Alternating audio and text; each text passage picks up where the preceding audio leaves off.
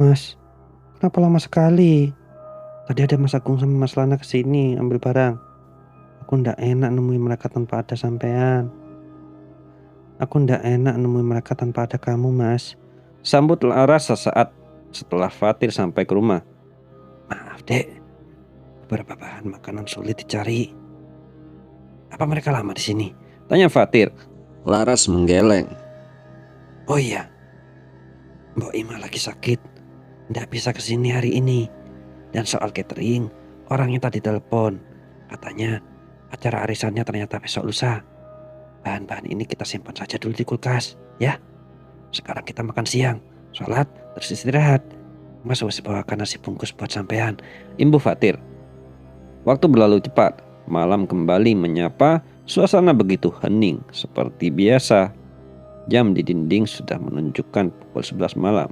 Namun, Laras masih belum juga bisa memejamkan mata. Sementara Fatir, ia tertidur dengan sangat lelap. Perasaanku kenapa gelisah gini ya sejak tadi? Gumam Laras. Suara benda terdengar dari samping kamar. Laras terjingkat kaget, namun terlalu takut untuk mengeceknya. Pintu kamar terbuka perlahan. Laras menahan napas. Ia takut. Sesosok wanita yang menyerupai Sriana muncul. Dia melambai memanggil Laras, memintanya mengikuti langkah. Mbok. Diri Laras takut-takut. Bagai dikendalikan, Laras bangkit dan berjalan mengikuti sosok itu. Air matanya berlinang. Dia ingin berhenti, namun tak bisa. Ya, meski sosok itu menyerupai mertuanya, tapi tetap saja Laras ketakutan. Sosok itu terus melayang dan membawa Laras ke lantai 2. Di sana. Tunjuk sosok itu. Laras melihat ke arah pintu kamar yang bahkan tak pernah bisa suki. Kunci. Gumam Laras. Dia melirik ke sana dan kemari mencari kuncinya. Ketemu. Serunya girang saat menemukan kunci di bawah kaki meja. Laras membuka pintu dengan tergesa sambil sesekali tangannya mengusap tengkuk yang meremang. Udara lembab, debu dan kegelapan menyambutnya. Laras terbatuk-batuk, tangannya meraba-raba saklar lampu. Lampu kecil berwarna kekuningan menyala, cahayanya tampak temaram. Apa itu? Tanya Laras. Dia melangkah ragu, mendekati meja pendek memanjang yang ditutupi kain hitam berhias kembang melati layu. Sret. Laras menarik kain penutup itu. Jadi, bukan meja, tapi peti. Dirinya. Petinya sedikit terbuka, aroma kapur barus menguar dari dalamnya. Laras mendorong penutup peti hingga terbuka lebih lebar. Astagfirullah. Teriak Laras sambil menutup mulutnya. Mayat siapa ini? Tanya Laras dengan suara bergetar. Dia menatap nanar jenazah yang terbujur kaku itu. Sudah terjadi pembusukan hampir di seluruh tubuh. Namun aroma kapur barus sebanyak itu ternyata ampuh menahan aroma tak sedapnya. Laras mundur beberapa langkah dengan dada berdebar. Hingga punggungnya menabrak sesuatu. Perlahan-lahan dia berbalik. Kenapa kamu ada di sini, Adek? Di dekat mayat bapak pula. Harusnya kamu tidur nyenyak seperti suamimu itu. Ujar Agung sambil menyeringai. Mas Agung? Kenapa ada di sini? Tanya Laras. Lana muncul di ambang pintu. Fatir sudah kurus. Mas urus aja dia. Seru Lana. Mau apa sampean, Mas? Kalian apakan suamiku? Secara Laras dengan raut wajah panik. Diam. Kamu tidak berhak tanya-tanya. Sentak Lana. Laras berusaha kabur. Dia berniat menerobos pintu. Namun dia dihalang dua pria itu. Tubuhnya didorong kuat hingga perutnya terkena pojok peti mati. Laras mengerang kencang. Ayo, bawa dia dan kurung di ruangan yang sama dengan Fatir. Kasih saja ramuan itu lagi. Aku tidak mau capek-capek meladeni perempuan ini. Titah Agung. Lana mengangguk. Dia menjambak dan menyeret tubuh Laras keluar dari kamar. Lepasin aku, Mas. Lepasin aku. Tidak pantas sampean perlakukan aku begini. Berontak Laras. Kenapa tidak pantas? Sejak awal kami berniat menjadikan Fatir dan calon anaknya sebagai tumbal. Sahut Agung. Kedua mata Laras membulat. Dia menggeleng cepat. Rasa takut, kesal, marah dan putus asa berbaur menjadi satu. Tidak, kenapa kalian tega? Kenapa kalian tega? Tanya Laras. Agung tersenyum menyahuti. Karena keberadaan Fatir di antara kami nggak pernah kami harapkan. Sahut Lana. Benar, dia tidak lebih dari seorang anak haram. Sudah, jangan banyak tanya. Ikut kami, seru Agung. Laras didorong ke dalam ruangan serupa gudang, gelap dan pengap. Laras ketakutan. Sebuah lilin berbentuk trisula dinyalakan. Lepas! Raung Laras saat tubuhnya diikatkan di sebuah amben beralaskan kain hitam. Di sampingnya, Fatir juga sedang berbaring dalam tubuh terikat. Kedua matanya pejam, entah dia tidur atau pingsan. Shh, jangan berisik, dia nggak suka. Bisik Agung. Mas, bangun mas, bangun mas. Lihat perlakuan orang-orang yang sampai sebut kakak. Jerit Laras. Apa sudah siap, Leh? Tanya Bu Ramli yang muncul di ambang pintu. Dia berpakaian serba hitam. Sudah, Bu. Agung dan Lana menyahut serentak. Wanita berkebaya hitam dan bergelung besar itu mendekat. Sebuah keris kecil yang terselip di rambut Bakto Sukonde diambil. Siapkan sesajen dan kita akan mulai ritualnya. Titah wanita itu. Agung mengangguk. Dia berjalan keluar ruangan dan kembali dalam beberapa saat. Sudah siap, Bu. Seret. Bu Ramli menggores tangan Fatir cukup dalam. Darahnya menetes cukup keras. Kamu melukai suamiku, sentak Laras. Ya, Jab. Ritual apa lagi yang mau kalian lakukan? Umpatnya lagi. Kalian pantas untuk semua ini. Uang dan kekayaan ikut kalian nikmati. Sekarang kalian cuma perlu menggantinya. Kalian pantas untuk ini. Uang dan kekayaan ikut kalian nikmati. Sekarang kalian cuma perlu menggantinya. Sahut Bu Ramli sambil sibuk menyalakan dupa. Agung menyalakan lilin-lilin yang ditata membentuk lingkaran mengelilingi Fatir dan Laras. Ayo duduk, sambut Tuhan kita. Titah Bu Ramli. Mereka bertiga duduk bersila. Mata mereka pejam, mulutnya berkomat kamit. Shhh. Semilir angin bertiup pelan, membawa aroma anyir dan busuk. Laras mengual, namun sekuat tenaga menahan diri agar tak muntah. Sesosok berjubah hitam muncul, melayang memasuki ruangan. Di belakangnya, sosok lain yang tak kalah menyeramkan tampak mengikuti seolah mengawal. Braga, kau lapar. Sebentar lagi waktumu makan, ujar sosok itu dengan suara beratnya. Selamat datang tuanku, Tuan Angkara. Lihat apa yang kami siapkan untukmu. Di sana ada anak yang berasal dari benih suamiku. Apa benar kalau aku menumbalkannya, aku bisa dapatkan lebih? Tanya Bu Ramli. Dasar budak setan, jangan berani-berani korbankan suamiku, jerit Laras. Perempuan ini, dia memiliki bayi. Aromanya aku suka, ujar sosok itu sambil melayang dan mengendus perut mawar. Ya, dia memiliki bayi, jawab Bu Ramli antusias. Laras menggilang cepat, air matanya menganak sungai. Dia bisa merasakan calon bayinya dalam bahaya. Jangan dekat-dekat, mau apa kamu setan? Umpat Laras. Sosok berjubah hitam bermata merah itu menggeram. Dia mengulurkan tangan menekan pipi Laras. Panas, kuku runcingnya menembus melukai pipi Laras. Lepaskan, lepasin, tolong, sakit. Lirih Laras. Badannya bergetar hebat, rasa takut dan tak berdaya sebenarnya mulai menguasai diri. Tapi Laras enggan terlihat lemah di hadapan mereka. Allah, Allah, gumam Laras dengan suara bergetar. Ambil janin ini sebagai hidangan pembuka. Titah sosok berjubah hitam. Laras menggeleng, sementara Bu Ramli mengangguk dan bangkit. Mas, mas, ya Allah, anak kita mas, bangun mas. Teriak Laras frustasi. Dia menangis meraung dan sesenggukan. Fatir menggeliat. Dia membuka mata perlahan, muram, remang. Laras menjerit pilu saat Bu Ramli berusaha melebarkan kaki Laras. Astagfirullah. Mata Fatir melebar saat melihat sosok hitam itu menoleh. Seumur hidup, baru kali ini dia melihat penampakan seram. Dek, ada apa ini? Tanya Fatir panik sambil menggoyangkan badan yang terikat. Mereka mau menumbalkanmu, mas. Mereka juga berusaha ngambil calon anak kita. Jelas Laras tergugu. Apa? Bu, mas, apa-apaan ini? Aku keluarga kalian. Kenapa begini? Tanya Fatir dengan dada bergemuruh. Kamu bukan bagian dari kami. Kamu anak yang tak kami harapkan kehadirannya. Mati saja kau. Seru Bu Ramli. Laras menjerit kencang saat belati kecil berhasil merobek paksa jalan lahirnya. Lepaskan istriku. Lepaskan dia. Urusan kalian denganku. Siksa aku. Bunuh saja aku. Tapi jangan sentuh Laras dan anakku. Rong Fatir. Sakit mas.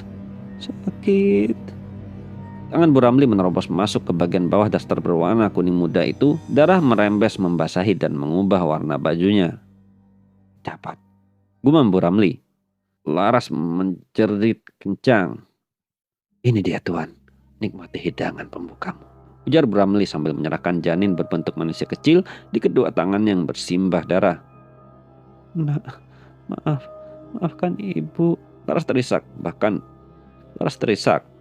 Bahkan buat menjagamu ibu tidak bisa. Maaf, karena tidak sempat memperlihatkan kamu tentang indahnya dunia. Ibu Laras. Jat, biadab kalian. Kenapa tega lakukan ini padaku? Bu, Mas, kalau kalian tidak bisa menerima aku tidak apa. Tapi jangan usik keluargaku. Fatih emosi. Laras menjerit keras saat Bu Ramli berhasil menarik janin dari dalam perutnya. Ini dia Tuhan. Nikmati hidangan pembukamu. Ujar Bu Ramli sambil menyerahkan janin berbentuk manusia kecil di kedua tangannya yang bersimbah darah. Maafin ibu. Laras terisak. Bahkan buat jaga kamu, ibu tidak bisa. Maafin ibu ya nak. Ibu Laras. Jat, biadab kalian. Kenapa tega lakukan ini padaku? Mas, Bu, kalau kalian tidak bisa menerima aku tidak apa. Tapi jangan usik keluargaku. Fatir emosi.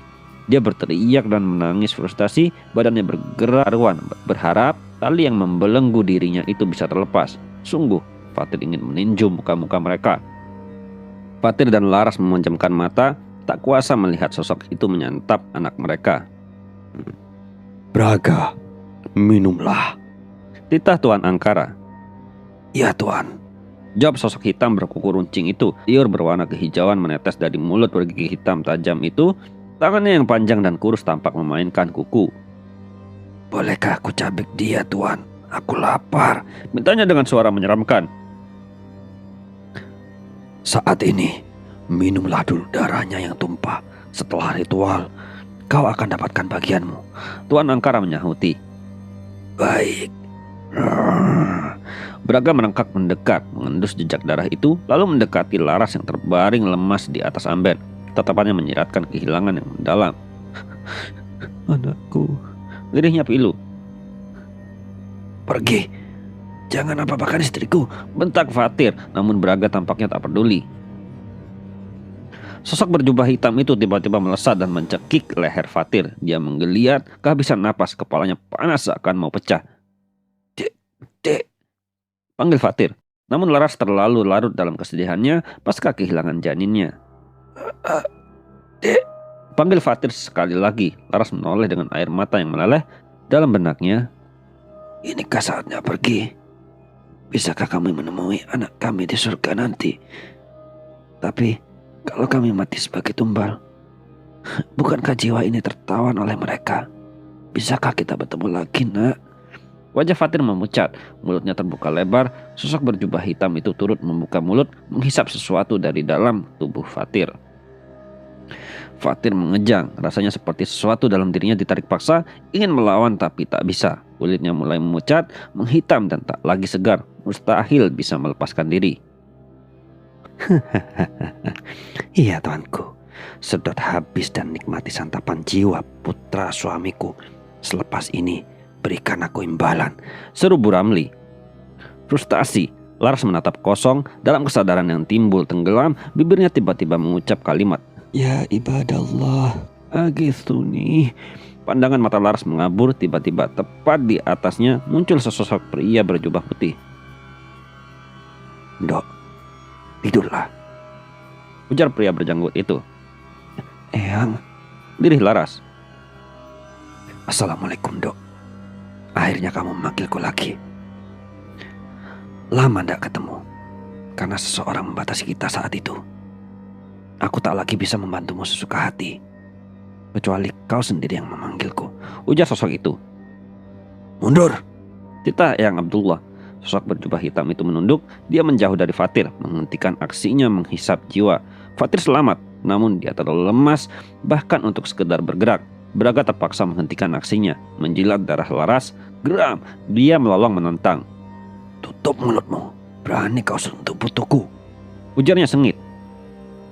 Kau juga, tunjuk Eyang Abdullah pada Tuan Angkara. Nyah, kau sudah melukainya telak. Nyah, sebelum aku meniadakanmu dengan izinnya. Sentak pria berjubah putih. Tuan Angkara berbalik diikuti oleh Braga, sementara Bu Ramli berusaha menahan. Tunggu Tuhan, aku sudah lakukan tugasku. Apa yang akan aku dapatkan? Tanya Bu Ramli. Kali ini kau gagal, desis Tuan Angkara. Tapi Tuhan, Bu Ramli dan anak-anaknya mengejar dua sosok itu. Kami sudah lakukan semua dengan baik Tuhan. Mana mungkin kami terima kalau tak ada imbalan, cecar Bu Ramli. Braga, kau lapar? Makan saja mereka. Aku tak butuh abdi yang bahkan hampir mengantarku pada kematian, ujar Tuan Angkara. Tuan, apa maksudmu? Tanya Agung. Dia jin muslim yang berusia ribuan tahun, penguasa istana gaib di kaki Gunung Merapi. Namanya tersohor, melegenda. Menghadapinya sama saja mengantarkan nyawa. Dan kau dengan bodohnya membawaku berurusan dengannya. Jelas Tuan Angkara. Braga melolong panjang, lalu menerkam Agung terlebih dahulu. Darahnya dihisap habis, sementara Bu Ramli dan Lana hanya bisa menjerit histeris. Agung, enggak, Agung. Kenapa Tuan? Ini bukan murni salah kami. Kenapa kau menghukumku begitu keji? Tanya Bu Ramli. Banyak bicara, ujar Tuan Angkara lantang.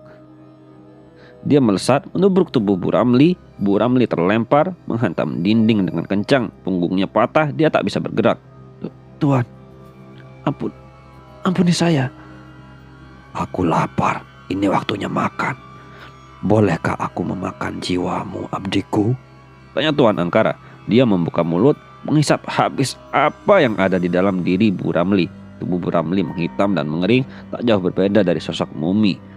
Sementara Lana tengah berlarian menyusuri koridor, bersembunyi di bawah tangga, berharap Braga yang kelaparan tak memakannya. Namun sial, karmanya sudah datang lebih cepat dari perkiraan. Air liur Braga menetes deras. Dia mendekati Lana dengan perlahan, dengan tatapan kelaparan. Lapar. Braga mencakar Lana tepat di bagian muka dan leher. Matanya terluka, dia tak bisa melihat. Tolong. Lirihnya sambil meraba-raba lantai, berniat melarikan diri. Namun Braga tak akan tinggal diam. Dia segera menggigit leher Lana, membuatnya mati seketika. Mas, panggil Laras. Ikatannya terlepas dengan sendirinya. Dek, kita selamat. Dek, kita selamat, ucap Fatir. Ya, kita selamat Mas, tapi tidak dengan anak kita. Laras menyahut dengan tangis. Maaf, aku gagal jaga kalian. Imbu Fatir. Laras diam enggan menyahut. Dadanya sesak sekaligus nyeri. Separah itu dia menyakiti Mundo. Baik, aku akan menghukumnya untukmu. Dia sudah melampaui batas, desis Eyang Abdullah. Eyang Abdullah menghilang, lalu muncul kembali di belakang Tuan Angkara. Dia sedang asyik menghisap jiwa Bu Ramli, tak menyadari kehadiran Eyang Abdullah. Serak. Eyang Abdullah melilitkan sebuah tali berbentuk cahaya. Tuan Angkara membelalak, tak bisa berkutik. Berapa banyak manusia yang kau sesatkan, ha? Tanya Eyang Abdullah. Hadirmu membuat dunia sudah tua ini semakin rusak. Bismillah, biiznillah, aku menghukummu Angkara. Pergilah dan tinggallah di neraka yang kekal.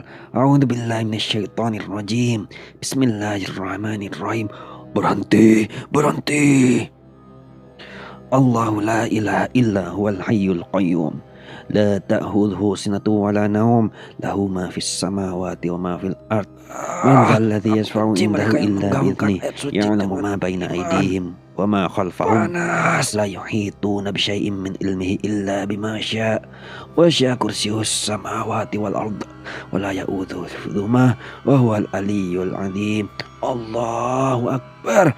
Sosok angkara sekaligus beraga terbakar. Mereka berubah menjadi abu, hilang ditiup angin. Yang Abdullah muncul di samping Laras. Alhamdulillah, yang mengusipmu sudah lenyap. Sembuhkan luka dan dukamu.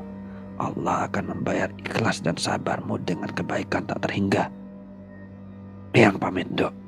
Semoga kita tak lagi bertemu dalam suatu keadaan yang berbahaya. Pamit Eyang Abdullah.